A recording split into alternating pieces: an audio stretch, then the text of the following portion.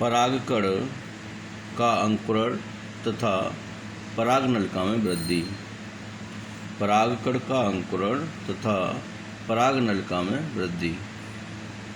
Germination of pollen and growth in pollen tube.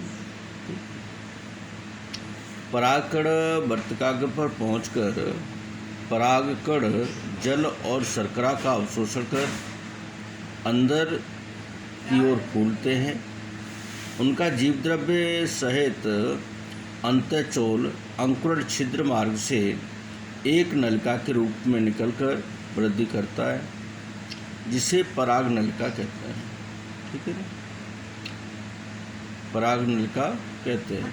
परागकण का केंद्रक दो केंद्रकों जनन केंद्रक तथा कायक वर्धी ट्यूब केंद्रक में बट जाता है।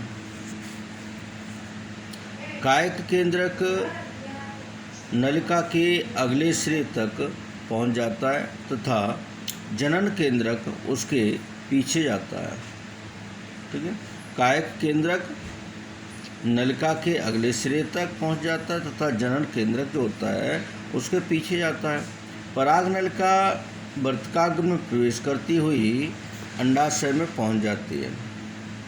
परागनलिका के जनन केंद्रक में समसूत्री विभाजन से दो नर केंद्रक या नर युग्मक बनते हैं। ठीक है, तो यहाँ पर आप देख रहे हैं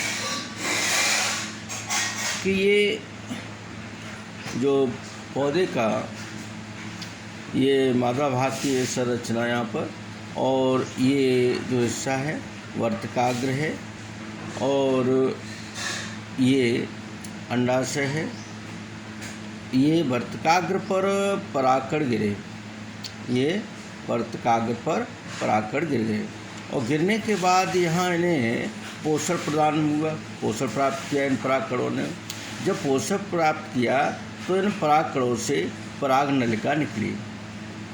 तो यहाँ देख रहे हैं कि 1 2 3 परागकण हैं।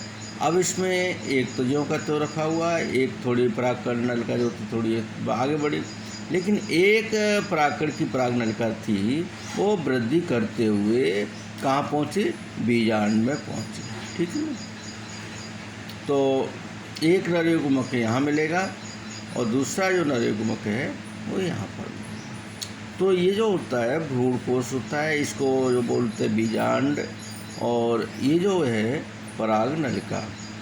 तो इस प्रकार से पुष्पी पौधों में ये निषेचन क्रिया होती है तथा परागनलिका के इस प्रकार से ग्रोथ करती है, वृद्धि करती है। ठीक है ना, तो परागकण का अंकुरण व परागनलिका का भ्रूणकोश में प्रवेश। तो यहाँ पर आप देख रहे हैं परागनलिका यहाँ से वृद्धि की और वृद्धि करने के बाद धीरे धीरे आगे बढ़ती चली गई। बढ़ती जाने का ये भ्रूणकोश में इसने प्रवेश किया, जहाँ दोनों नर युग्मक यहाँ मिलते हैं और निषेचन क्रिया होती है। ठीक है।